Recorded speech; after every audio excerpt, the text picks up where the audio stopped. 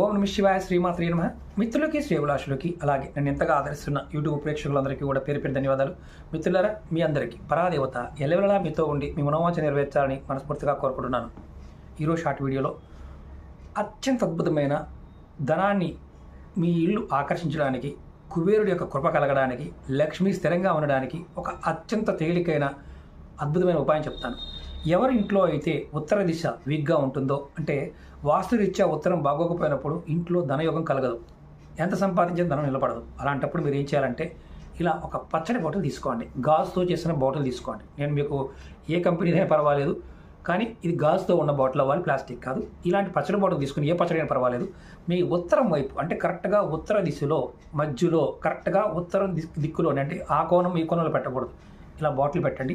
కుబేరుడి యొక్క అనుగ్రహం కలుగుతుంది, మీ ఇంట్లో ధనయోగం కలుగుతుంది. ఈ పచ్చడిని 3 నెలల తర్వాత మళ్ళీ వాడుకోవచ్చు. కొత్త బాటిల్